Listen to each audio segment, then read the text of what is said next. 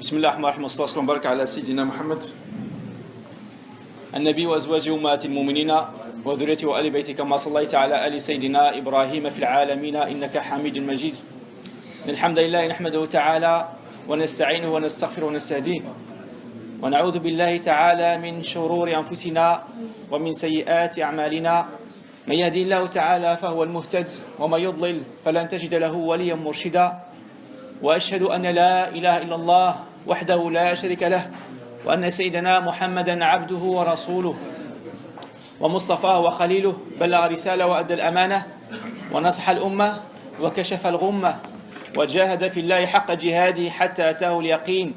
ونحن على ذلك من الشاهدين وبه مؤمنون ومصدقون ولا حول ولا قوة إلا بالله العلي العظيم. الكرام السلام عليكم ورحمة الله تعالى وبركاته. On remercie Allah Ta'ala de nous avoir réunis aujourd'hui encore dans cette mosquée pour qu'on discute de notre religion, pour qu'on apprenne de la vie de Muhammad sallallahu alayhi wa sallam. Et sachez mes frères que si on parle de Muhammad sallallahu alayhi wa sallam et si on récite et si on raconte son histoire, c'est pour que on s'approche de plus en plus, c'est pour qu'on s'approche de plus en plus de lui, afin qu'on l'aime. Parce que à force de fréquenter une personne, on s'attache à cette personne. Donc à force d'écouter parler de Muhammad sallallahu alayhi wa sallam et des mérites de Muhammad sallallahu alayhi wa sallam et des vertus de Muhammad sallallahu alayhi wa sallam et de la personnalité de Muhammad sallallahu alayhi wa sallam, forcément, on va finir par l'aimer. Et pour ceux qui l'aiment déjà, ça fera un coup d'amour en plus qui viendra illuminer les cœurs. Chers frères, à travers les épisodes qu'on a vus jusqu'à présent, nous avons parlé de la vie de Muhammad sallallahu alayhi wa sallam. Et la semaine dernière, nous nous sommes arrêtés à l'âge de l'arrivée de la révélation, à l'âge de 40 ans. Et on a vu que Muhammad sallallahu alayhi wa sallam, la semaine dernière, a été déclaré comme prophète officiellement parce que Jibril alayhi salam était descendu lui dire: ô Muhammad, Anta Rasulullah, tu es le messager d'Allah et je suis Jibril, je suis Gabriel du ciel. Donc Muhammad sallallahu alayhi wa sallam, il a reçu la nouvelle comme quoi il était le prophète. Ça veut dire que c'est à lui de réformer la terre. C'est à lui de transmettre le message d'Allah Ta'ala à toute l'humanité. C'est le dernier messager. Ça veut dire qu'il ne sera pas seulement destiné à un peuple comme Quraysh, comme les Makites par exemple. Non, elle sera destinée, envoyée à tout le monde, dans le nord et dans le sud, partout sur terre. Tout le monde est concerné par le message de Muhammad sallallahu alayhi wa sallam. Le message de Muhammad sallallahu alayhi wa sallam n'est pas concerné par un lieu. Il est envoyé à tout le monde. Muhammad sallallahu alayhi wa sallam, son message n'a pas été envoyé à une époque précise. Il est envoyé à toutes les époques. Ça veut dire l'époque de lui, de Muhammad sallallahu alayhi wa sallam, également à notre époque, et même l'époque de gens qui viendront après nous. Donc Muhammad sallallahu alayhi wa sallam, maintenant, il a reçu la révélation. Et donc il faut qu'il commence sa da'wa. Les gens qui ont étudié la vie de Muhammad sallallahu alayhi wa sallam, ils ont distingué entre deux époques. فرقوا بين واحد نوعين من الدعوات. Deux époques.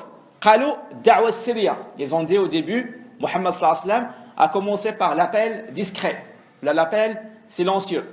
Et ensuite, il est passé à l'appel déclaré. En fait, c'est pas ça la vérité.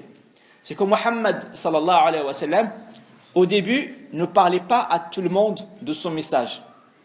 Au début, Muhammad sallallahu alayhi wa sallam, il s'est dit: je vais commencer par fonder une base d'hommes et de femmes dignes de porter le message. Je ne vais pas parler à n'importe qui. Je vais sélectionner des gens qui vont être avec moi. Et donc, ça lui est arrivé de choisir les gens. Je prends celui-là, l'autre, non, je ne le prendrai pas parce que il y a un problème, celui-là je le prendrai parce qu'il a les qualités suivantes. Donc, Nabi sallallahu alayhi wa sallam, il sélectionnait soigneusement les gens à qui il transmettait le message. Et donc, parmi les gens qu'il avait choisis, c'était Abu Bakr as-Siddiq. Mais tout d'abord, Abu Bakr as-Siddiq, il y avait Khadija, sa femme. C'était la première qui avait cru à Muhammad sallallahu alayhi wa sallam. Par l'unanimité de tous les savants de l'islam, bi-ijma' al-umma, la première personne qui s'est prosternée à Allah après Muhammad sallallahu alayhi wa sallam, Khadija. Bi-ijma' al-umma, alladhi sajada lillahi ba'da Muhammad sallallahu alayhi wa sallam, awwal, le premier, c'était Khadija. La deuxième personne à qui Muhammad sallallahu alayhi wa sallam va transmettre le message, le roi Abu Bakr as-Siddiq. Et pour la petite histoire, Abu Bakr as-Siddiq, c'était l'ami de Muhammad sallallahu alayhi wa sallam. Ils étaient deux amis avant la révélation. Muhammad sallallahu alayhi wa sallam, il a dit ما حدثت أحدا عن الإسلام إلا وفكر وتردد إلا أبا بكر لما حدثته عن الإسلام قال أشهد أن لا إله إلا الله وأن محمد رسول الله. Muhammad sallallahu alayhi wa sallam, il a dit je n'ai parlé à personne de l'islam, ça veut dire à tout le monde à qui j'ai parlé de l'islam, ils ont quand même réfléchi et hésité.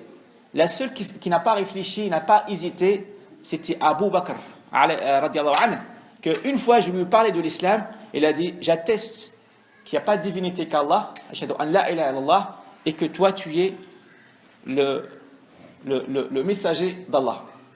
Donc Abu Bakr as-Siddiq, il va être le premier musulman, la première personne des hommes et femmes, hommes. Donc le premier homme, c'est Abu Bakr as-Siddiq. Il va faire quoi? La première semaine de sa conversion, Abu Bakr as-Siddiq, la première semaine de sa conversion, il va aller chercher 6 personnes stednes pour les présenter à Muhammad sallallahu alayhi wa sallam. À peine il est devenu musulman, il a déjà cette volonté de diffuser l'islam.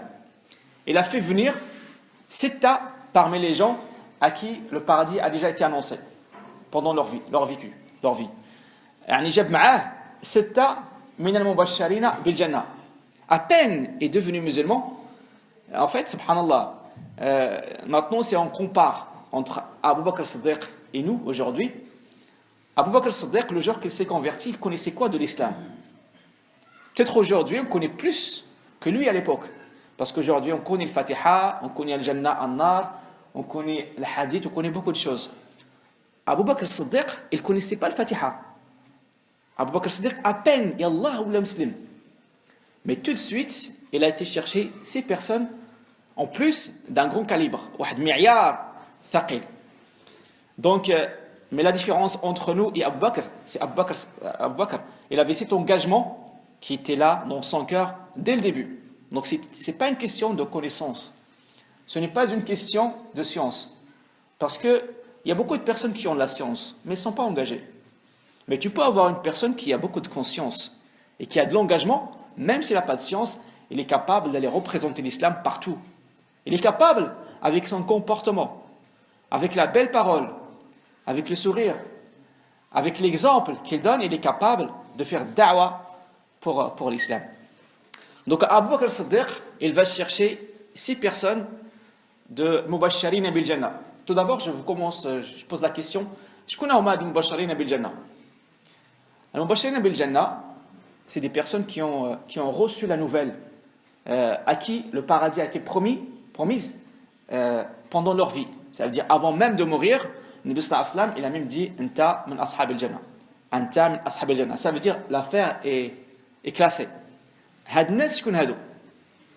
On va commencer par les 6 que Abu Bakr as-Siddiq a fait venir. Le premier, c'était Uthman ibn Affan. Uthman ibn Affan, c'était le premier que Abu Bakr as-Siddiq avait ramené. Deuxièmement, je connais Arf al-Khourim, Saad ibn Abi Waqqas.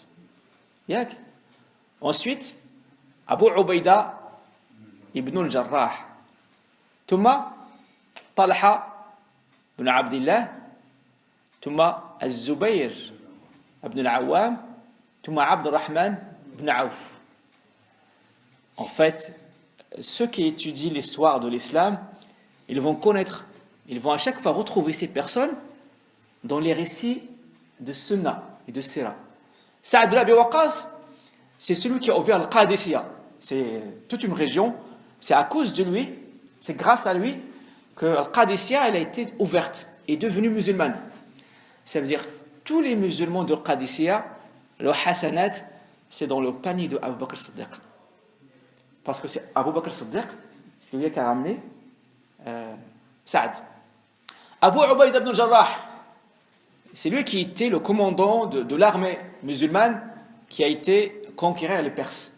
Ça veut dire toute la terre des Perses, leur hasanat, leur bonus, c'est dans le panier de Abu Ubaïd ibn al-Jarrah, et par transition, c'est dans le panier de Abu Bakr Siddiq, parce que c'est Abu Bakr Siddiq qui a ramené Abu Ubaïd ibn al-Jarrah à l'islam.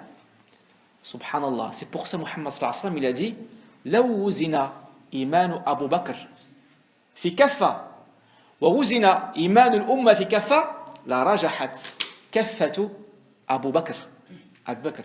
Nabi sallallahu alayhi wa sallam, il a dit si on prend une balance et on met toutes les œuvres de Abu Bakr d'un côté et on met les œuvres de la Ummah, toute la Ummah, ça veut dire d'une manière absolue, toute la Ummah, même ceux qui viendront après. Les œuvres de toute la Ummah, si on met ça sur l'autre côté de la balance, le côté d'Abu Bakr penchera. C'est le côté de la balance va pencher vers le côté de Abu Bakr Siddiq. La wuzina iman. C'est pour ça Abu Bakr Siddiq, fadluhu, son mérite, fadluhu ala l'umma, kabir jiddan. Inch'Allah ta'ala nous donne un peu de science et un peu de disponibilité après les épisodes de Muhammad sallallahu alayhi wa sallam. Inch'Allah ta'ala, on va attaquer l'histoire de Abu Bakr Siddiq. C'est autre chose. Franchement, la découverte de Abu Bakr Siddiq, c'est autre chose. Subhanallah. Et d'ailleurs,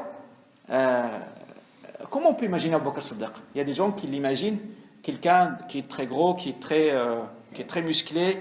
Non, c'était quelqu'un qui était très très mince. Au sghir. Il avait même une inclinaison au niveau de son dos. Sghir. Au niveau de son visage, il y avait beaucoup d'os. L'adam, كان ضعيف, il était maigre. ولكن رغم ذلك مقداره كبير عند الله. إن شاء الله تعالى الله تعالى يعطينا شوية الوقت وشوية العلم. إن شاء الله تعالى dès qu'on terminera إن شاء الله l'histoire du prophète sallam, إن شاء الله نتكلموا على الصحابة ونتكلموا على أبو بكر الصديق وعلى عمر وعلي وإن شاء الله l'histoire commence إن شاء الله تعالى jusqu'à حتى ياخذ الله تعالى الروح ديالو. Donc إن شاء الله تعالى Abu Bakr Siddiq il a fait venir les 6. Mais il n'y a pas de souci, on va essayer de parler des 10. Voilà. Pour connaître les 10 qui restent, les 10 à qui la bonne nouvelle a été annoncée. Donc on va commencer par Abu Bakr Siddiq. Donc ils sont 10. 10 personnes, ils sont Mubashsharina bil Jannah. Abu Bakr as-Siddiq. C'est très très important de les connaître. Vous savez pourquoi? Parce que il faut qu'on les cite dans le dua. Vous allez me dire, mais eux, ils n'ont pas besoin de notre dua. Oui, eux, ils n'ont pas besoin de notre dua. Mais nous, on a besoin qu'on s'incruste parmi eux. Quand tu fais dua pour quelqu'un, ça veut dire que tu l'aimes. Yawm al-Qiyamah, tu seras ressuscité avec les gens que tu aimes. Donc si tu fais la prière, si tu fais dua pour Abu Bakr, forcément, Yawm al-Qiyamah, tu vas être Donc, si tu fais dua pour les 10 Mubashsharina bil Jannah, c'est que tu Yawm al-Qiyamah, si tu es sincère, tu seras ressuscité avec eux. Donc, je connais d'autres. Il y a Abu Bakr as-Siddiq, l'awwal. Je connais le deuxième. Omar ibn al-Khattab. Omar ibn al-Khattab, aujourd'hui, n'est pas encore musulman. Ça veut dire dans l'épisode d'aujourd'hui, parce qu'aujourd'hui, on ira de 40 jusqu'à 43 ans de Muhammad sallallahu alayhi wa sallam. Aujourd'hui, on va parler des 3 ans de l'appel de Muhammad sallallahu alayhi wa sallam. Sayyidina Omar n'est pas encore musulman. Inch'Allah, la prochaine épisode, on va parler de l'histoire de la conversion de Omar. C'est une autre histoire, ajib. Mais on va voir, Inch'Allah Ta'ala, ça la semaine prochaine, Inch'Allah Ta'ala. Donc, premièrement, Kain Abu Bakr as-Siddiq. Deuxièmement, Kain Omar ibn al-Khattab. Troisièmement, Uthman ibn Affan.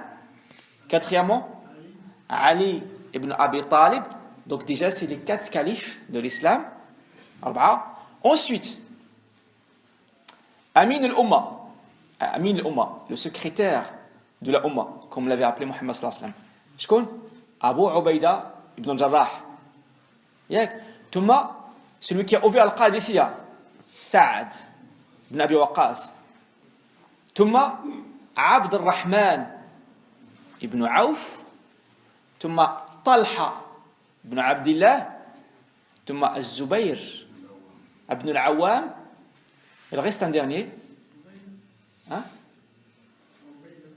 Abu Ubaida ibn Jarrah, je ne l'ai pas encore dit? Alors, non, Mu'ad bin Jabal, non. Saïd ibn hein? شكون قالها؟ لا مش سعيد بن ربيع.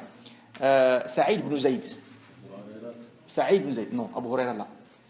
Je parle des 10. Les 10 مبشرين بالجنة. Saïd ibn Zayd. Bilal ne fait pas partie des 10. En fait, il y a beaucoup de sahaba, même Hamza. Il faisait partie des gens qui ont eu beaucoup de mérite, mais le Nabi sallam ne s'était pas adressé à eux directement pour dire toi, tu iras au paradis. Mais Hamza, Allah alam, de toute façon, c'est quelqu'un qui est martyr. Bien sûr, beaucoup de personnes vont aller au paradis, bien sûr. Moi, je parle des gens qui ont été cités dans un hadith. Fulan, Fulan, Fulan, Fulan. Yak mubashirin bil jannah 10. Donc, Sayyidina Abu Bakr, il a fait venir 6. Donc le dernier, en fait, c'est Saïd ibn Zayd. Saïd ibn Zayd, si vous vous rappelez, on a parlé de son père. C'est pas la semaine dernière, mais il y a 2 semaines. On a parlé de Zayd ibn Abdillah. Zayd ibn Abdillah, avant l'arrivée de Muhammad sallallahu alayhi wa sallam, lui, il cherchait la vérité. Il n'adorait pas l'asnam, il n'adorait pas les statues. Et c'est lui qui disait, oh Allah, je veux t'adorer, mais je ne sais pas comment t'adorer. Il faisait partie des gens qui cherchaient la vérité. Zayd ibn Abdillah. Zayd ibn Abdillah. Mais il est mort avant que Muhammad sallallahu alayhi wa sallam soit envoyé. Et c'est son fils, Saïd ibn Zayd ibn Abdillah, qui sera musulman et qui sera parmi les 10 mubashirin bil jannah. Had Saïd, ce Saïd ibn Zayd, également on va parler de lui la semaine prochaine, Inch'Allah, parce qu'il va jouer un rôle très très important dans la conversion d'Omar ibn al-Khattab. Donc Muhammad sallallahu alayhi wa sallam, maintenant il décide de former son équipe. La première étape, c'est de former une équipe d'hommes et femmes qui seront la base de la prochaine action. Il ne faut pas croire que l'islam, c'était Muhammad sallallahu alayhi wa sallam a reçu la révélation, il a commencé à parler à tout le monde, et après les gens l'ont torturé, et après il y a la galère, il y a la torture, après il y a les batailles. Non, ce n'est pas une anarchie. Le Nabi sallallahu alayhi wa sallam, dès le début, il a commencé à mettre en place une stratégie. Le jour où il a reçu la révélation, Jibril alayhi salam, il lui a donné 3 sourates. Et dans chacune des sourates, il y a un message. Premièrement, l'enveloppé, le muzammil. Il y a eu le muzammil,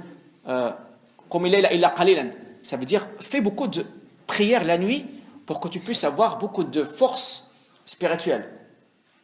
Parce que sans cette force spirituelle, tu ne peux pas faire Ya ayyuhal mudaththir, qum fa'anzir. L'autre partie, ça veut dire faire l'appel et sortir et faire l'appel et faire l'action. Passe à l'action. Tu ne peux pas passer à l'action. Tu ne peux pas appeler les gens au bien. Tu ne peux pas avoir cette force de faire l'action si tu n'as pas une force ruhiyya, si tu n'as pas une force spirituelle que tu pourras gagner la nuit. Tu te réveilles le soir, le matin, tu fais qiyam layl, tu demandes l'aide d'Allah Ta'ala pour qu'il soit écouté pendant la journée. Et finalement, il y a le Fatiha qui montre le programme de l'islam.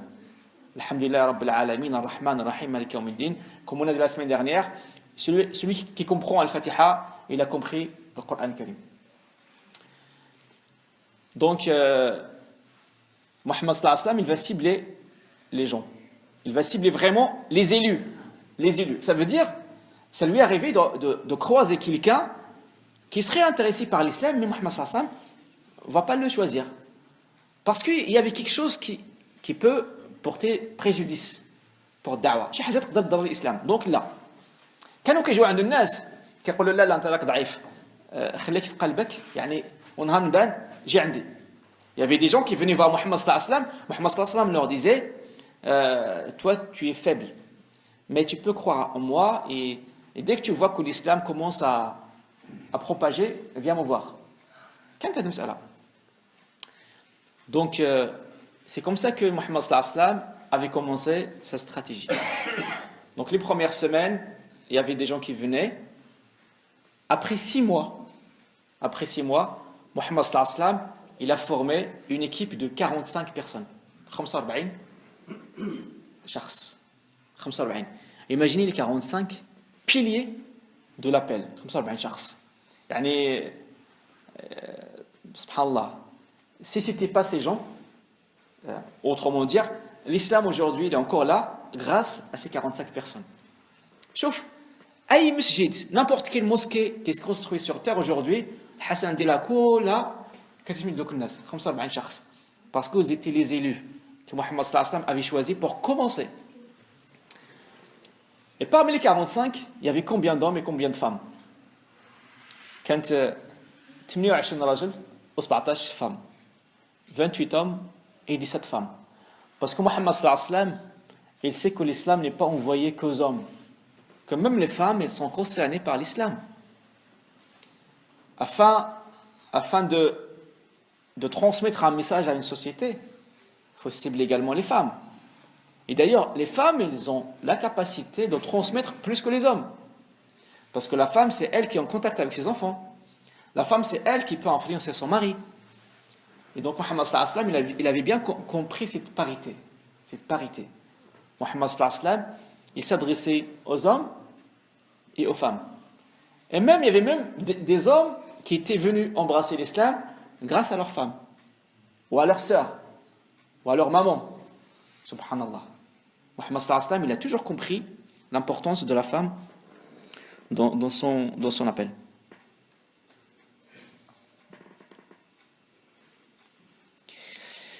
Donc, il y avait 28 hommes et 17 femmes. Autrement dire, Muhammad sallallahu alayhi wa sallam, il essaie de cibler tout le monde. Et parmi les 45, est-ce qu'il n'y avait que des riches ou que des pauvres? Ou il y avait les deux? Ce qu'on avait compris en fait, parce qu'il y a beaucoup de livres qui parlent de Sunnah, ça nous dit que ceux qui avaient suivi Muhammad sallallahu alayhi wa sallam, c'était que des pauvres. Bien sûr, il y avait des pauvres. Mais vous savez, 34 parmi les 45, c'était des riches. 34 واحد. Parmi les premiers 45, les premiers piliers, la première base, 34 c'était des riches. Parmi ces riches, Kain Abu Bakr Siddiq. C'était l'un des riches. Parmi les riches, il y avait aussi Uthman ibn Affan. Parmi les riches, il y avait Khadija, Kamital. Parmi les gens qui avaient une certaine noblesse, il y a Uthman ibn Mad'oun. Il y avait Uthman ibn Affan. Mais en même temps, il y avait aussi Bilal. C'était l'esclave. Il y avait Ammar. Il y avait Soumaïa. Donc il y avait 34 riches et 11 pauvres. Et ces gens, ils étaient de quelle tribu? Parce que, comment se présentait la Mecque à l'époque? كيفاش كانت مكة في ذاك الوقت؟ مكة, c'était une société tributaire. القبائل. Vous savez, à Paris, il y a des arrondissements. Arrondissement 1, 2, 3, et premier arrondissement, deuxième arrondissement, troisième arrondissement. Jusqu'à Chahal. Il y a combien d'arrondissements? 20. Il y a 20 arrondissements à Paris. Pareil, la Mecque était... Il n'y avait pas des arrondissements, mais il y avait des tribus. Donc, les 45, ils étaient de combien de tribus? Combien de tribus? Si je vous dis le nombre, vous allez comprendre la stratégie de Mohammed sallallahu alayhi wa sallam. Il y avait 16 tribus dans les 45. C'est comme si Mohammed sallallahu alayhi wa sallam essayait de prendre dans chaque tribu une personne. يعني Mohammed sallallahu alayhi wa sallam كان كيحاول فين ما يبان له شي قبيله كيمشي يجيب من تما واحد. C'est ça la sélection. C'est ça le choix. Et je l'imagine, vous faites Allah alam, parce que je l'imagine avec Sayyidina Abu Bakr Siddiq, parce qu'Abu Bakr Siddiq, comme on avait dit la semaine dernière, Abu Bakr Siddiq c'était l'expert des arbres généalogiques des Arabes. Donc lui, il était capable de savoir le tribu tel, il vient descendant de quelle tribu, le monsieur tel, il est capable. Il avait cette science. Et d'ailleurs, à la Mecque, entre Quraysh, il y avait des experts. Donc, Abu Bakr, il était l'expert de l'Ansab, de l'appartenance, les descendants, il connaissait ça par cœur. Il y avait également ceux qui étaient responsables de pèlerinage. Il y avait également ceux qui étaient responsables de la guerre. Il y avait d'autres qui étaient responsables du lavage et de la clé de Kaaba. Il y avait d'autres qui étaient responsables de la négociation avec les autres. Et parmi les négociateurs avec les autres, il y avait Omar ibn Khattab. Et donc Sayyidina Abu Bakr Siddiq, il était l'expert Nassabat al-Arab. Donc je l'imagine, Allah alam, donc j'ai pas vu ça dans un livre, mais c'est Mohammed sallallahu alayhi wa sallam, il a réussi à trouver une personne de chaque tribu, c'est que quelque part, il s'est basé sur la connaissance d'Abu Bakr Siddiq.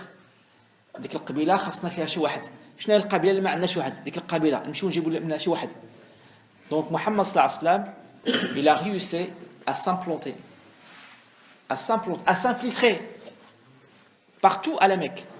Ça veut dire dans chaque tribu Mohammed sallallahu alayhi wa sallam il avait un musulman, des cellules pour pouvoir être là le jour qu'on va se réveiller tous, on se lève, au moins on a quelqu'un quelque part qui nous soutient. محمد صلى الله عليه وسلم زرع بهذا الشكل يعني دعا الناس من كل قبيلة لكي يكون التمثيل pour que la représentation de l'islam soit partout à la Mecque. Donc l'islam il était représenté les 45 ils étaient en fait de 16 tribus que Mohammed sallallahu alayhi wa sallam choisissait sur les critères de la virilité الرجولة خاصك تكون راجل. إلا ما كنتيش راجل ما كانش النبي صلى الله عليه وسلم يختارك. سي با سيت فيريليتي. إلا كنتي شماتة من بعد ودخل. Il y avait des gens qui sont convertis une fois que l'islam a régné sur terre ou جاء ودخل الإسلام إذا جاء نصر الله والفتح ورأيت الناس يدخلون في دين الله أفواجا أفواج. Après en fait il y a des gens qui ont embrassé l'islam groupe par groupe. C'était des masses et des masses et des masses. Mais au début c'était la sélection. Et on avait posé la question la semaine dernière, si on était là à l'époque de Mohammed sallallahu alayhi wa sallam, est-ce que Mohammed sallallahu alayhi wa sallam nous aurait choisi? Wesh Mohammed sallallahu alayhi wa sallam كان يختارنا نكونوا من دوك الناس.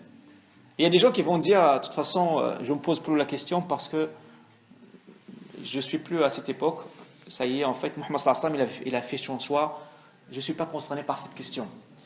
Mes chers frères, détrompez-vous. La question se pose toujours, parce que les gens qui seront avec Mohammed sallallahu alayhi wa sallam fil Jannah, ça sera toujours sur le même critère et sur la même base. كاين يقول لك علاش انا نهرس راسي واش في ذاك الوقت لو كنت في عهد النبي صلى الله عليه وسلم واش كان غيختارني ولا ما يختارنيش انا علاش نهرس راسي ذاك الوقت راه فات. لا يا اخوان، الناس اللي غادي يكونوا مع محمد صلى الله عليه وسلم في الجنه حتى هما غادي يكونوا يختاروا sur la base de la réussite, de la vérité, de l'engagement. Et là, عندك un engagement, راه تكون في ذاك الزمان ولا في هذا الزمان Muhammad sallallahu alayhi wa sallam te choisira pour que tu sois parmi ses compagnons Yawm al-Qiyamah.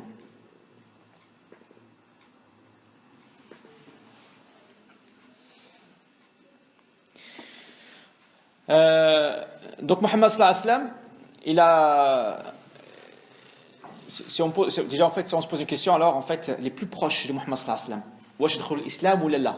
Parce que des fois, on te pose une question, on te dit, tu parles aux autres, mais est-ce que tu as géré chez toi?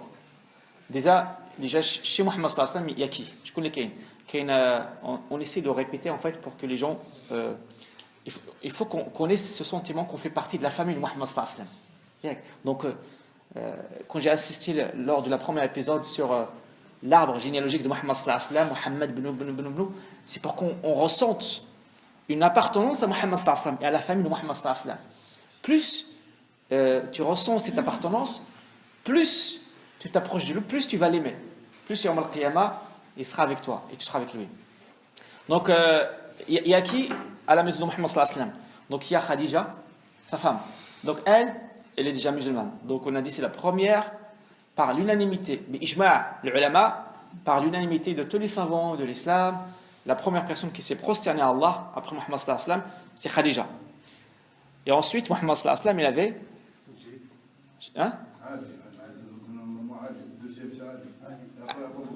Ali, naam, naam. Ali, c'est pas son fils. Mais il est chez lui. Naam. Naam. Ali. Naam. Naam. Zayd. Voilà. Zayd, l'esclave franchi. Naam. Mais avant Ali, Abu Bakr Siddiq. Abu Bakr Siddiq, il a embrassé l'islam avant Ali. Vous vous rappelez, la semaine dernière, on a parlé de la conversion de Ali, comment Ali est devenu musulman, parce qu'il avait vu Muhammad sallallahu alayhi wa sallam prier. Ali, il avait 10 ans. Et après, il est parti voir Muhammad. Qallo, qu'est-ce que tu es en train de faire? Muhammad sallallahu alayhi wa sallam lui explique que c'est la prière. Il lui explique que c'est l'islam. Et lui propose l'islam. Ali lui dit, laisse-moi réfléchir. Demain, je te réponds. Donc, le lendemain, Muhammad sallallahu alayhi wa sallam est venu parler à Ali. Il lui dit alors, tu as réfléchi? Ali va lui dire, est-ce que tu peux me répéter ce que tu m'as dit hier? Muhammad sallallahu alayhi wa sallam va expliquer. Et donc, Ali ibn Abi Talib, il va être le premier, on va dire enfant, il avait 10 ans, qui va être musulman.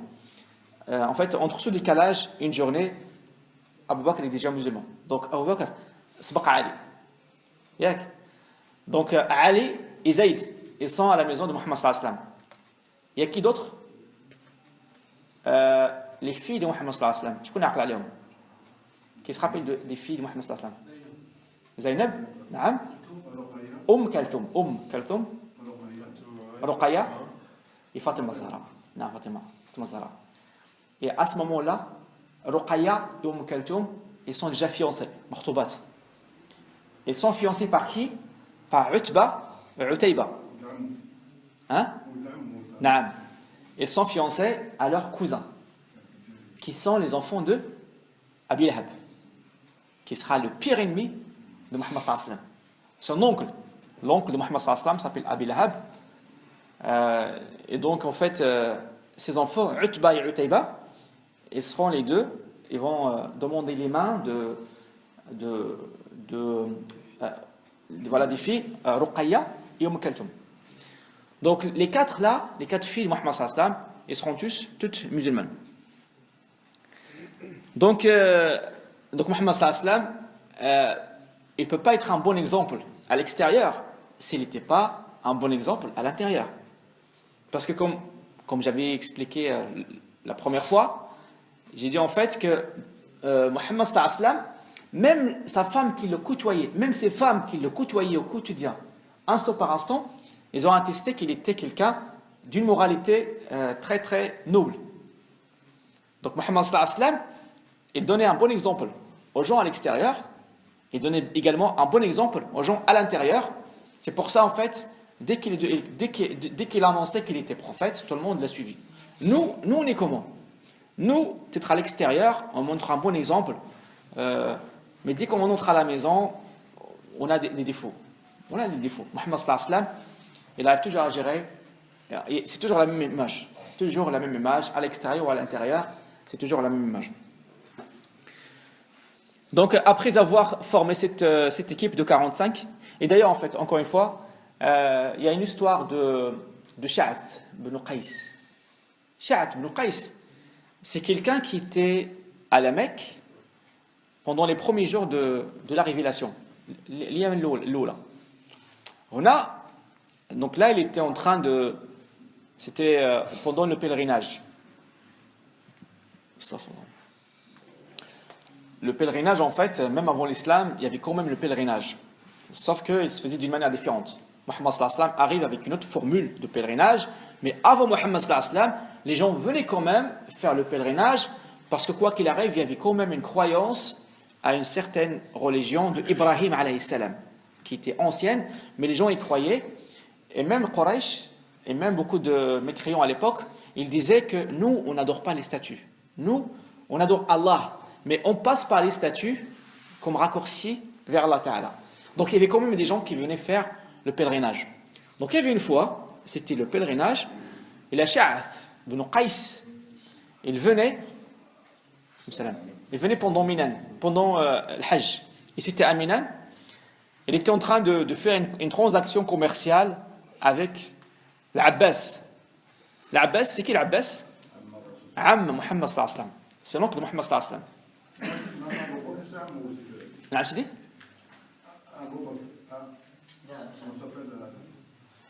أبو لهب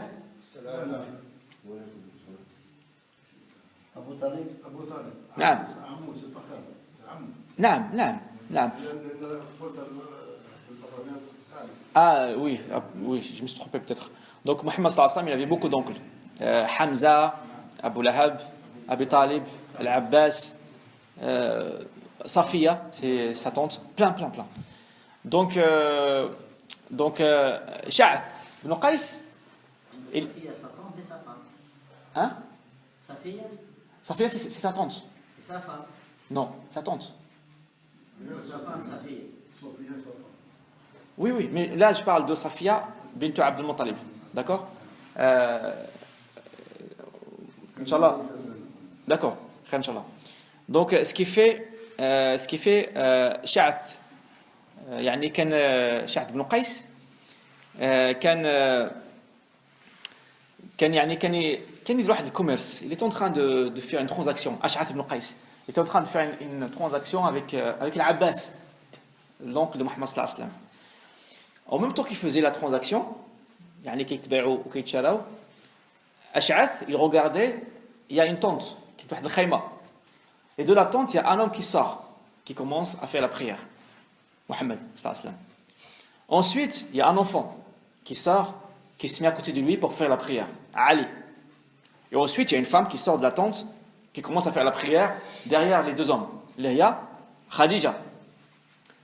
Ash'ath ibn Qais, en même temps qu'il faisait cette transaction avec l'Abbas, il était étonné de voir ce qui se passe à côté de lui.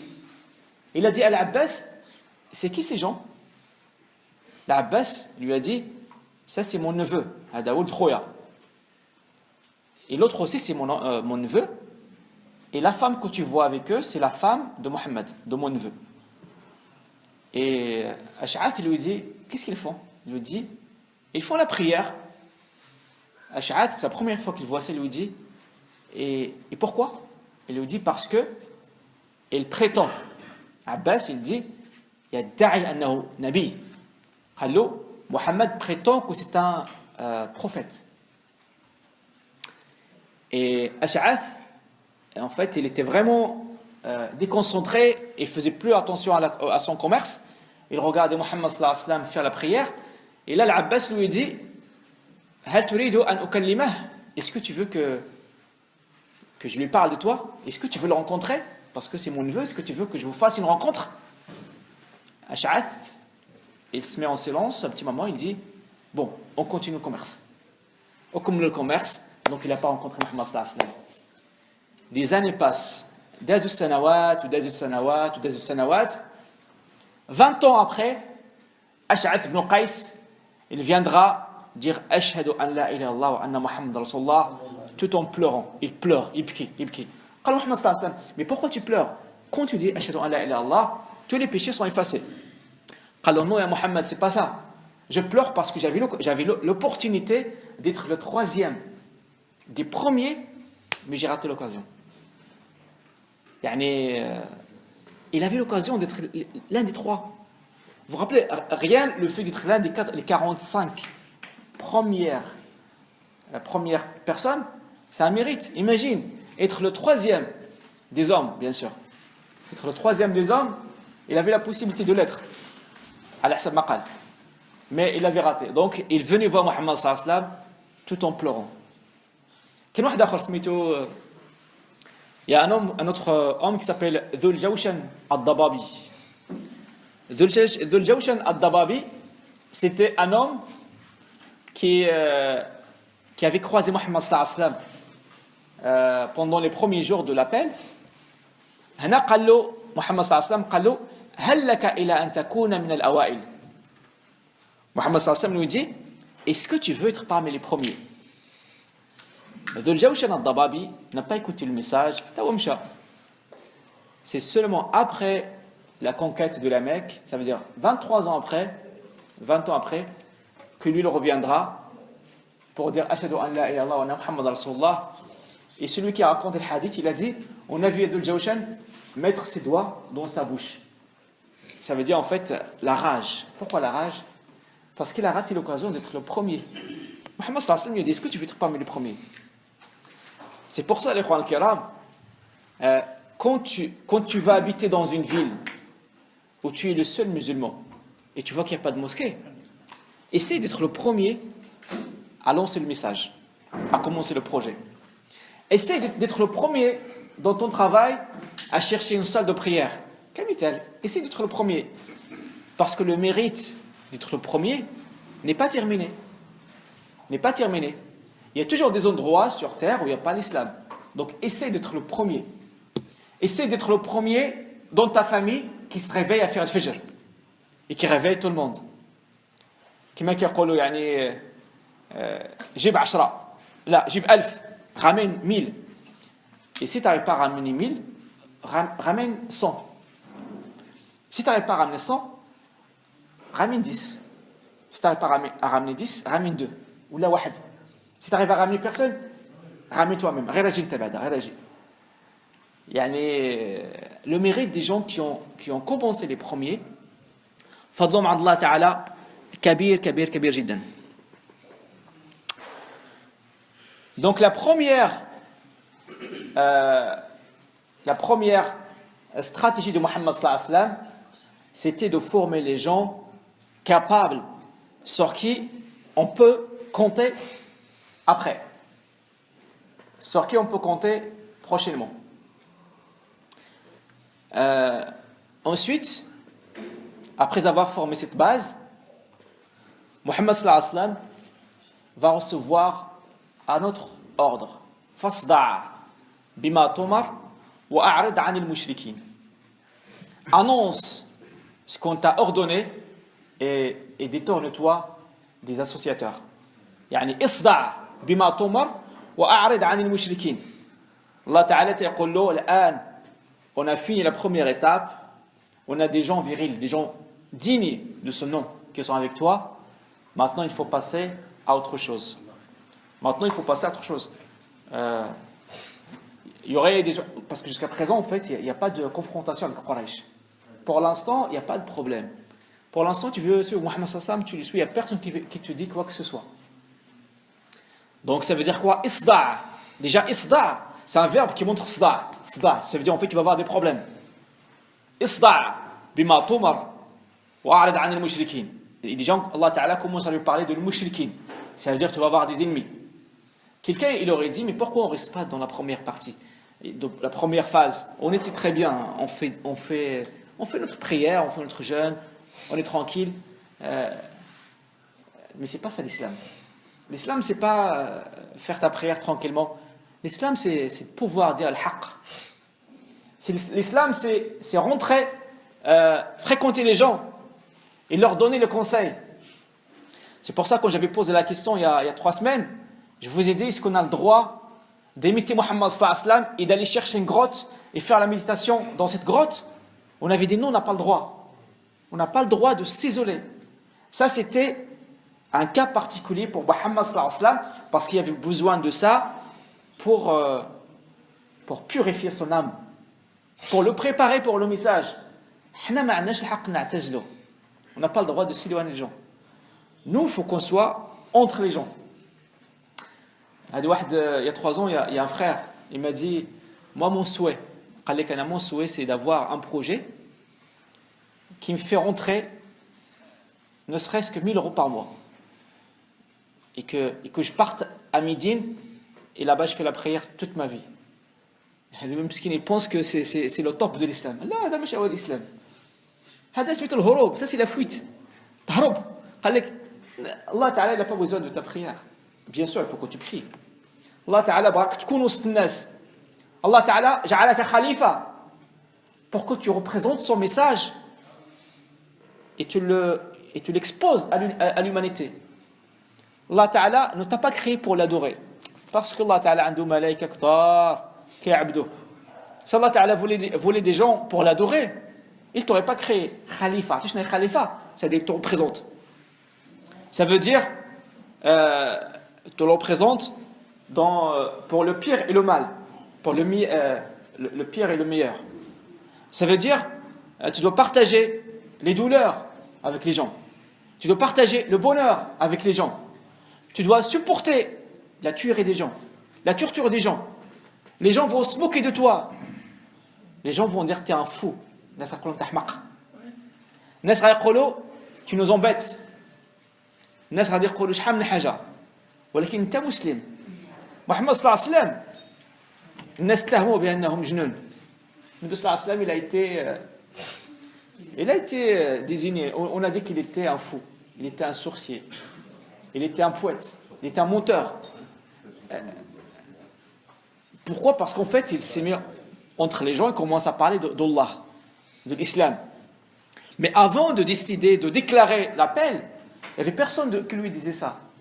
Donc, les musulmans auraient dit à Mohammed sallallahu alayhi wa sallam, non, Mohammed, on ne va pas passer à l'étape suivante, on est bien comme ça, on est tranquille, on se rencontre chaque samedi ou chaque vendredi, on fait la prière, on est bien. Mais c'est l'islam. L'islam, c'est fréquenter les gens. C'est quand tu vois les gens qui ne font pas la prière, pas forcément aller les frapper ou les secouer. C'est en essayant de les attirer vers toi. Essaye de les fréquenter, essaye de faire en sorte qu'ils t'aiment, parce qu'une fois les gens t'aiment, tu leur dis n'importe quoi, salam, ils vont te suivre. Tu as un voisin qui boit de l'alcool, va pas frapper à sa porte et lui dire oh le pervers, arrête ce que tu es en train de faire. Non, frappe à sa porte, dis-lui aujourd'hui j'invite des gens chez moi, viens tu manges avec nous. Et essaye de le piéger. Parce que là il boit de l'alcool parce qu'il fréquente des gens, des mauvais. La mauvaise fréquentation. Donc toi essaye de le faire venir vers toi, essaye de le piéger. Une piège positive. اعطيله ياكل معك, شربوا معك اتاي, قهوه. Essaye de lui raconter des belles histoires. Essaye de partager avec lui la bonne discussion, la bonne blague. Essaye de discuter avec lui et soudainement dis-lui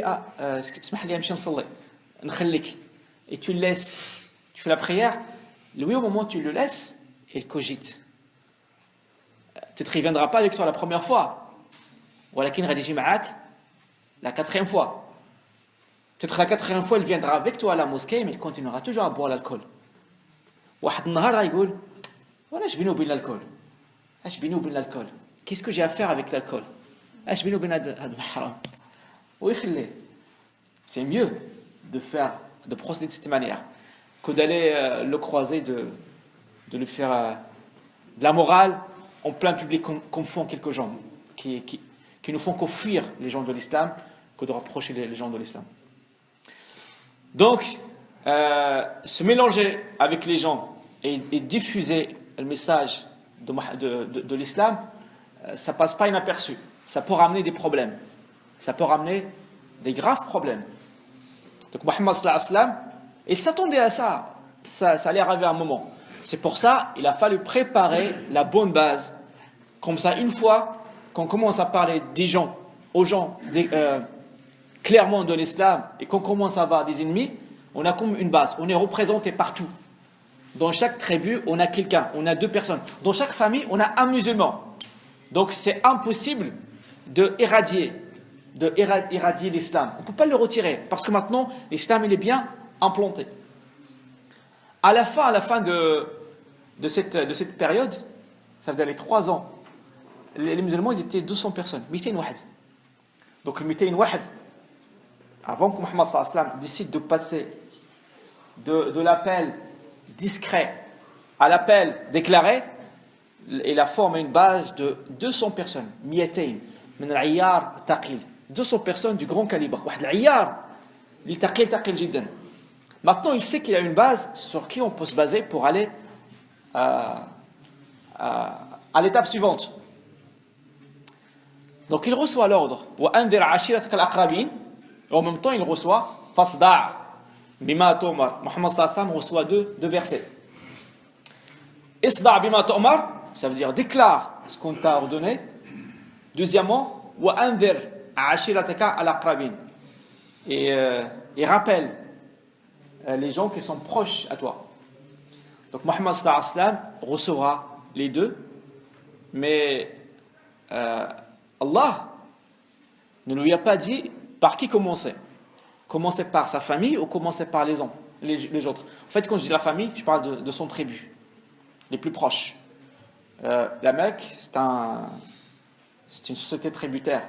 Plus tu as une famille plus forte, plus tu es protégé. Et la famille de Mohammed sallallahu alayhi wa sallam, on les appelle Bani Hashim. Bani Hashim, c'est la famille de Mohammed sallallahu alayhi wa sallam.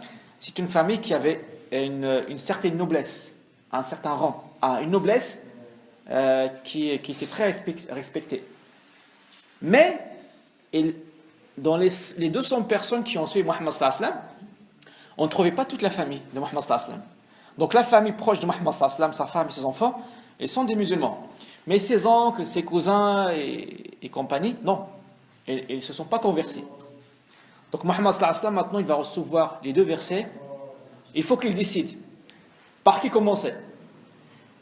Donc il va dire, moi je vais commencer par ma famille. C'est les plus proches. Comme ça, au moins, même si je ne le gagne pas comme des musulmans, au moins je gagne leur protection. Parce que c'était vraiment intéressant. C'est comme une nationalité. Vous savez, en fait, quand il y a par exemple un Américain ou un Français qui est perdu quelque part en Afrique, tout l'État américain ou un Français se mobilise pour le chercher. Mais quand c'est un pays qui est pauvre et que le citoyen de ce pays se perd quelque part, il n'y a personne qui le cherche. Quand tu es un Français ou quand tu es américain, tu es perdu quelque part, même le président de l'État est capable de faire un discours pour te chercher, pour demander à tout le monde de l'aide. Mais quand tu viens d'un pays de tiers-monde et tu es perdu quelque part, personne ne te calcule.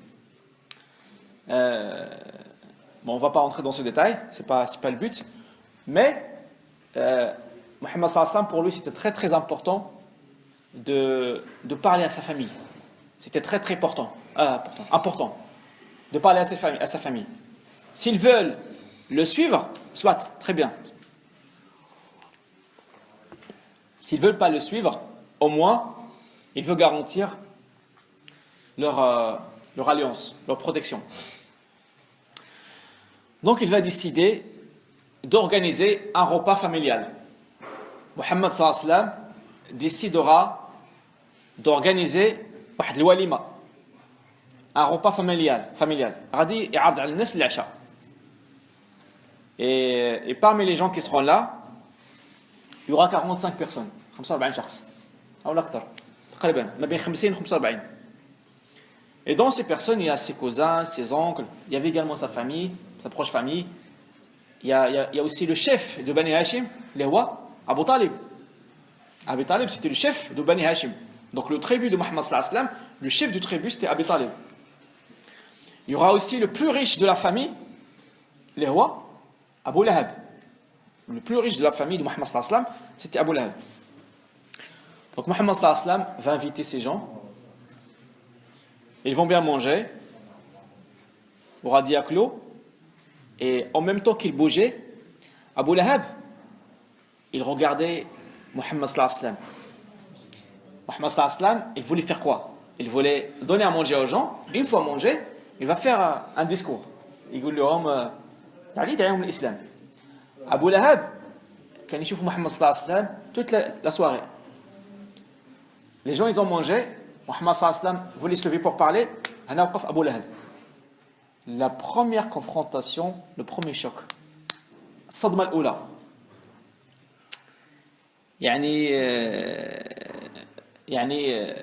En plus ça vient d'un oncle. Ammo. Alors, Isma' ya Muhammad. Innana laysa lana bil arabi taqa. Il lui dit, écoute Muhammad, tu sais, on n'a pas la force pour entrer en guerre avec tous les Arabes. Wa innaka in baqita ala ma anta alayh ستقف العرب والقريش في معاداة قومك. Et si tu restes sur ce que tu es en train de dire et tu cherches, tous les Arabes et toutes les Quraysh, ils seront contre ta famille. Donc là en fait il commence à parler intérêt. Ils s'en foutent de l'haq. Abu Lahab, ils s'en foutent de la vérité.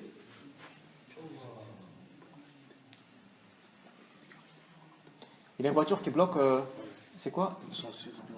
Une 106 blanche. Alors en fait, il y a une voiture, une 106 blanche qui bloque quoi? La sortie. Qui bloque la sortie. Donc s'il y a quelqu'un à la mosquée qui a une voiture 106 blanche. Hein? C'est décoré. D'accord. Donc, ok, Inch'Allah. Très bien. Barakallah fik. Et désolé pour le dérangement. Très bien, ok.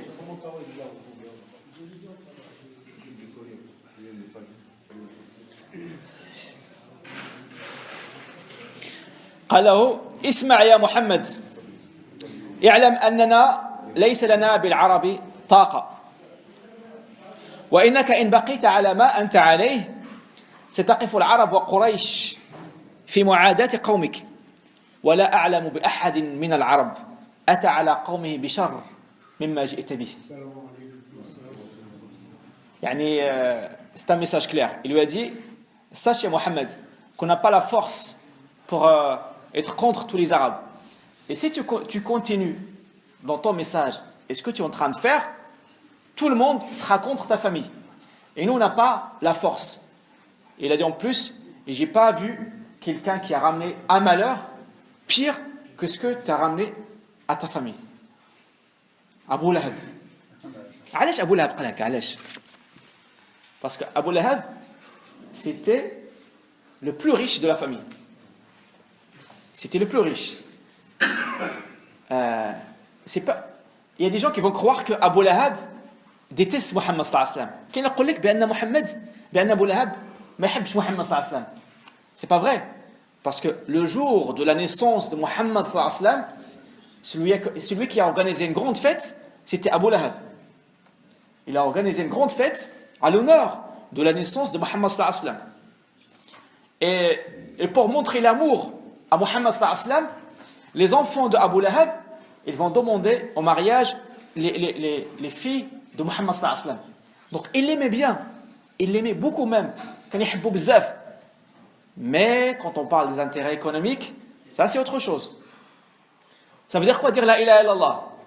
Dire la ilaha illallah, ça veut dire descendre les statues qui sont sur Al-Kaaba, ça veut dire déchirer les traités qui réunissent Mecca et les autres tribus, ça veut dire mettre en danger le commerce, ça veut dire que les riches de Quraysh vont perdre la richesse.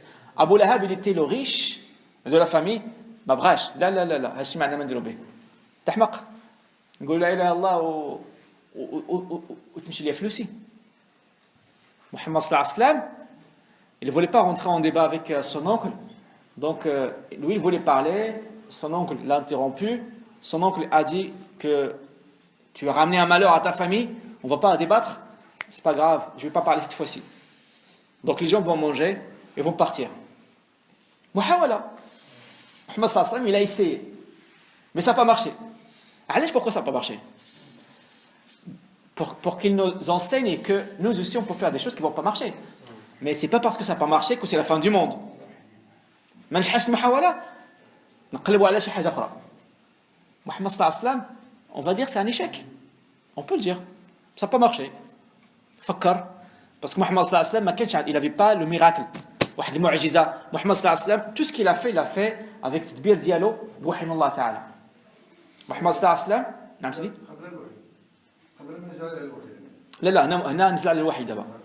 نزل على الوحي دابا. Maintenant on parle de Mohammed sallallahu alayhi wa sallam après l'arrivée de la révélation. Donc Mohammed sallallahu alayhi wa sallam, Allah Ta'ala lui a pas donné le bâton de Moussa pour qu'il essaye de montrer un gros miracle et tout le monde voit le miracle et tout le monde devient musulman d'un seul coup. Allah Ta'ala khillah. Alors, trouve-toi la solution, trouve la stratégie. Donc il a invité les gens, mais ça n'a pas marché. Et nous, l'enseignement qu'on va en tirer, c'est de dire que nous aussi, si on veut faire des choses, peut-être que ça n'a pas marché. Si tu es dans une ville et tu veux construire une mosquée, tu vas essayer de former une association, tu vas essayer de réunir les gens, peut-être que ça ne va pas marcher, tu vas essayer de parler avec le maire, ça ne va pas marcher, mais ce n'est pas la fin du monde. Parce que même Mohammed sallallahu alayhi wa sallam, il avait essayé quelque chose qui n'a pas marché. C'est ça l'enseignement qu'on doit tirer de ça. Donc ça n'a pas marché, on va essayer de refaire. Donc Mohammed sallallahu alayhi wa sallam décide une deuxième fois d'inviter la famille pour la même occasion et d'organiser un repas, l'Aïcha Kadalik, et il va quand même inviter Abu Lahab parce qu'il ne veut pas faire la fissure dans sa famille. Il ne veut pas diviser la famille. Donc même si Abu Lahab était là la première fois pour me contredire, pour faire le premier choc, Mohammed sallallahu alayhi wa sallam, il ne va pas l'exclure. Mohammed sallallahu alayhi wa sallam va inviter encore la famille, mais cette fois-ci, on va tirer des leçons de la première fois. On ne va pas refaire la même erreur. Bon, la première fois, on a essayé, ça n'a pas marché. Maintenant, il faut qu'on fasse quelque chose quand même. Mohammed sallallahu alayhi wa sallam va présenter avec ça, bien sûr, sa générosité. Et là, en fait, juste avant que Abu Lahab se lève pour parler, c'est Mohammed sallallahu alayhi wa sallam qui va commencer. Bismillah ar-Rahman ar-Rahim. Donc ça, dès que tu commences, tu peux aller jusqu'au bout. Mohammed sallallahu alayhi wa sallam a dit Alhamdulillah, ahmaduhu wa asta'inuhu. Et tout le monde écoutait. Tout le monde écoutait. Et parmi les gens qui étaient là, il y avait aussi le chef de Bani Hashim, le roi l'Abbas. Donc, et c'est la première fois qu'ils vont écouter ce message. Alhamdulillah, ahmaduhu wa asta'inuhu wa uminu bih wa atawakkalu alayh wa ashhadu an la ilaha illallah wahdahu la sharika lah. Écoutez ce que Mohammed sallallahu alayhi wa sallam va annoncer. Je vais dire en arabe, après je vais traduire en français, inshallah ta'ala.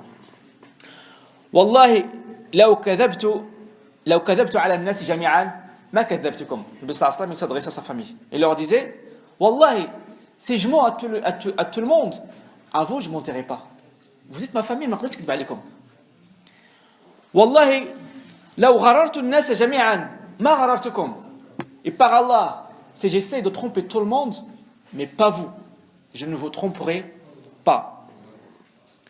Wallahi alladhi la ilaha illa hu, wallahi alladhi la ilaha ghayruh, inni rasulullah ilaykum khassa wa ila an-nas 'amma. Par Allah, je jure, je suis le prophète d'Allah Ta'ala pour tout le monde en général, mais à vous particulièrement. Là, il parle à sa famille. Wallahi, la tamutunna kama tanamun. Par Allah, vous allez mourir comme vous dormez. Wa la tub'athunna kama tastayqidun. Vous allez être ressuscités comme les matins quand vous vous réveillez. Wa la tuhasabunna amma ta'malun. Et vous serez jugés sur tout ce que vous faites. Wa innaha la jannatun abadan aw narun abadan. Et à la fin, et en fin de compte, ça sera le paradis éternellement ou l'enfer éternellement. Ya Bani Hashim, ô Bani Hashim, anqidu anfusakum min an-nar, sauvez-vous de l'enfer. Ya Bani Abd al-Muttalib, ô Bani Abd al-Muttalib, anqidu anfusakum min an-nar, sauvez-vous de nar. Ya Abbas, am al-Nabi, ô Abbas, l'oncle du prophète, il s'adresse à lui en disant prophète. Là, en fait, il se déclare devant sa famille qu'il est prophète. Ya Abbas, ya Amma al-Nabi, anqid nafsaka min an-nar, sauve-toi de l'enfer. Ya Safiya, il parle également à sa tante. Ya Safiya, Ammat al-Nabi. Ya Safiya, la tante de Mohammed, du Nabi, du prophète. Sauve-toi de nar. Ya Fatima bint Mohammed. Oh Fatima, la fille de Mohammed, sauve-toi de nar. Fa inni la amliku lakum min Allah shay'a. Je ne peux rien pour vous si vous n'êtes pas des musulmans. ملي تكون مسلم محمد صلى الله عليه وسلم يشفع لك. إلا ما تكونش مسلم ما يشفعش لك. Si tu reconnais Mohammed, يوم القيامة, il dit que shafa'a, il va te défendre. Mais si à la base tu ne crois pas Mohammed, mais pourquoi il va te défendre? Tu n'es pas dans le contrat. Croire en Mohammed sallallahu alayhi wa sallam, ça veut dire faire partie de son contrat. أنك عقد مع النبي صلى الله عليه وسلم. Donc يوم القيامة, il te défendra parce que tu as signé un accord avec Mohammed sallallahu alayhi wa sallam. Les rois, tu reconnais que c'est un prophète.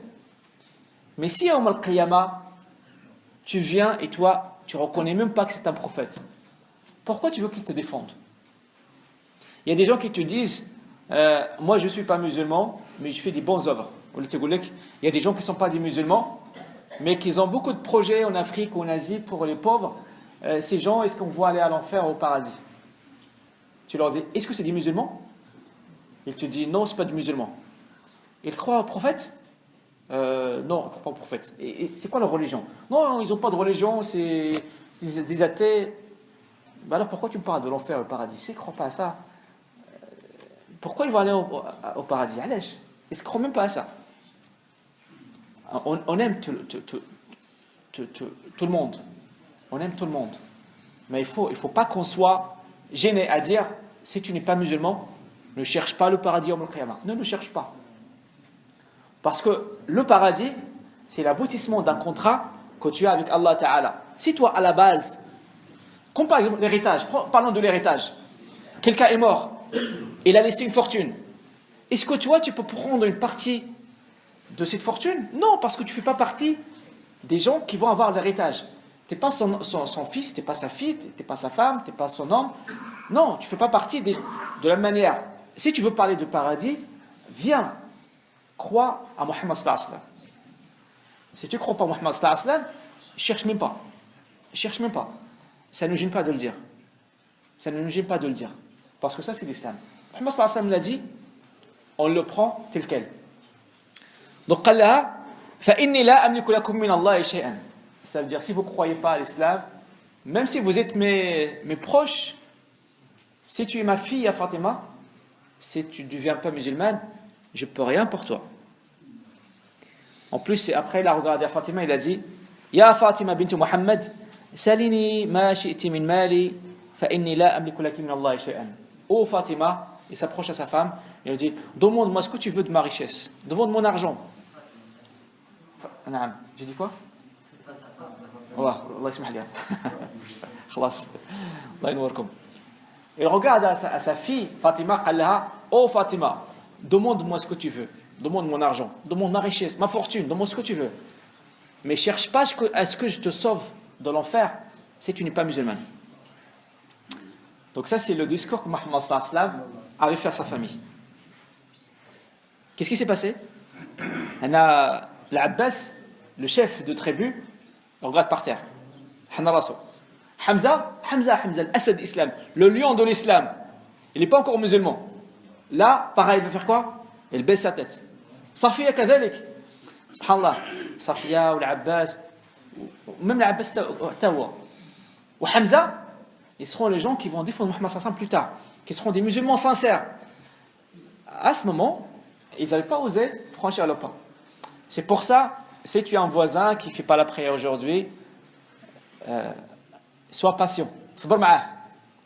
كيما محمد صلى الله عليه وسلم صبر مع حمزة واش عرفتوا شنو حمزة أسد الإسلام. حمزة le lion de l'islam. Hamza, on va parler de lui Inch'Allah Ta'ala lorsqu'on va parler de Uhud.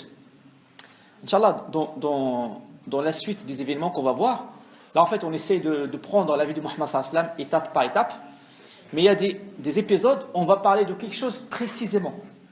Par exemple, l'Isra wal Mi'raj, ça sera l'épisode que pour l'Isra wal Mi'raj. Quand on va parler de Ghazwat Badr, on va parler de Ghazwat Badr. Ça veut dire toute la journée, on va parler de Ghazwat Badr. Mais en fait, donc voilà, donc on avance, mais quand il y a des grands événements, on consacrera l'épisode à cet événement. Et je profite également pour le dire, en fait, Ramadan, Inch'Allah Ta'ala, Ramadan, les cours qu'on fait là, les épisodes, on ne va pas les faire entre le Maghrib et l'Isha, parce que ce n'est pas possible. Mais Inch'Allah Ta'ala, on va les faire tous les samedis, Ba'd al-Asr. Donc chaque samedi, Ba'd al-Asr, on va avoir un cours avec Muhammad sallallahu alayhi wa sallam. Et le dimanche, Ba'd al-Asr, on va ajouter, Inch'Allah Ta'ala, une autre série qui sera avec Allah, Ma'Allah. On va parler des tribus d'Allah Ta'ala, des attributs d'Allah Ta'ala. تعرفوا اسماء الله الحسنى؟ القهار، الوهاب، الرزاق، العليم، الهادي. هذا الشيء كنسمعوه. Mais est-ce qu'on a déjà pris le temps pour méditer ce que c'est Al-Hadi? Al-Hadi. Al-Hadi. Lorsque Moussa alayhi salam, il était devant Pharaon, dès que Moussa il a dit Al-Hadi, Pharaon a été perturbé, il a même changé le sujet. C'est quoi Al-Hadi? Inch'Allah Ta'ala, نتكلم عليه في رمضان. الخالق, le créateur, mais peut-être qu'il y a autre chose, d'autres significations. Inch'Allah Ta'ala, نتكلم على الخالق في رمضان. الجبار, قال لك الجبار, c'est celui qui la tyrannie, c'est celui qui est fort, c'est celui qui peut détruire. Le Jabbar. Mais il y a un autre sens. Le Jabbar, ça peut être très doux. Jabbar, voilà, c'est juste pour vous dire, Inch'Allah Ta'ala, Ramadan, on aura, Inch'Allah Ta'ala, l'occasion, Inch'Allah. Les samedis, Ba'd al-Asr, on va parler de Muhammad sallallahu alayhi wa sallam, ça sera la suite des épisodes qu'on fait. Et les dimanches, Ba'd al-Asr, Inch'Allah Ta'ala, on va parler d'Allah Ta'ala. Inch'Allah Ta'ala, bidnillah. Donc ces gens de la famille Muhammad sallallahu alayhi wa sallam, ils ont écouté ce message, ils ont baissé leurs yeux, leur tête. Ils ne voulaient pas croire en Muhammad sallallahu alayhi wa sallam. Le seul qui s'est levé, واحد ناض شكون هو؟ العباس مش العباس أبي طالب. Abi Talib qui est le chef de Bani Hashim, ça veut dire le chef de tribu. Abi Talib, il va se lever pour dire quelque chose. C'est comme s'il s'est rappelé de quelque chose qui s'est passé dans le passé. Vous vous rappelez quand j'ai parlé de la mort de Abd al-Muttalib? Abd al-Muttalib et Muhammad sallallahu alayhi wa sallam avaient 8 ans. Muhammad sallallahu alayhi wa sallam avait 8 ans. Et Abd al-Muttalib était en train de mourir. Et à côté de lui, il y avait Abi Talib. Abd al-Muttalib, il a dit quoi à Abi Talib? Il lui a dit Awsika bi ibni hada khayran. Je te demande de prendre soin de Muhammad. Ça s'est passé il y a des années, lorsque Muhammad sallallahu alayhi wa sallam avait 8 ans. Donc là, Abi Talib, lorsque Muhammad sallallahu alayhi wa sallam il commence à parler et dit qu'il a vu qu'il y a des gens qui commencent à le menacer, c'est comme si Abi Talib, il s'est rappelé du testament d'Abd al-Muttalib. Ou Kainod pour dire quelque chose. كيقول امضي لما أمرت به فإني لا أزال أحوطك وأمنعك ما بقيت. Il lui a dit Ya Muhammad, vas-y, avance, fais ce que tu veux, je te protégerai tant que je suis vivant. C'est une sorte de fidélité au testament de son père. Parce que son père, avant de mourir, il lui a dit prends soin de Muhammad. Abi Talib, il ne sera pas musulman. Abi Talib, il va mourir pas musulman. Mais ce sens de fidélité au testament de son père a fait qu'il a voulu protéger Muhammad. Donc il lui a dit vas-y ya Muhammad, fais ce que tu veux. Fawallahi, par Allah, je te protégerai tant que je suis vivant. Ça veut dire quoi que Abi Talib dise ça? Abi Talib, c'est le chef de la famille. Ça veut dire que toute la famille te protégera. Alaykoum salam. Et là, Abi Lahab, il va se manifester, faire Wallahi inna la sawa. c'est une honte de dire ça. Arrêtez cette bouche. Ça veut dire Mohammed sallallahu alayhi wa sallam. أوقفوا هذا الفم. Arrêtez cette main. أوقفوا هذا الفم. أوقفوا هذا اليد. Avant qu'il prenne d'autres personnes. Abu Lahab, il n'est pas content que la famille donne raison à Mohammed sallallahu alayhi wa sallam. Mais la réponse de Abi Talib, c'est quand même quelque chose qui a conforté Mohammed sallallahu alayhi wa sallam.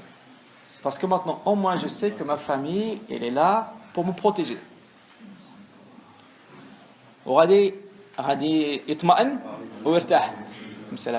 Mais les autres, il n'y a personne qui va le suivre. Et Mohammed sallallahu alayhi wa sallam, il voulait avoir un truc en plus, quelque chose en plus. Donc il va leur demander, est-ce qu'il y a parmi vous quelqu'un qui va me suivre? Donc maintenant, on a gardé la protection de la famille, mais si on peut avoir quelque chose en plus, ça serait bien.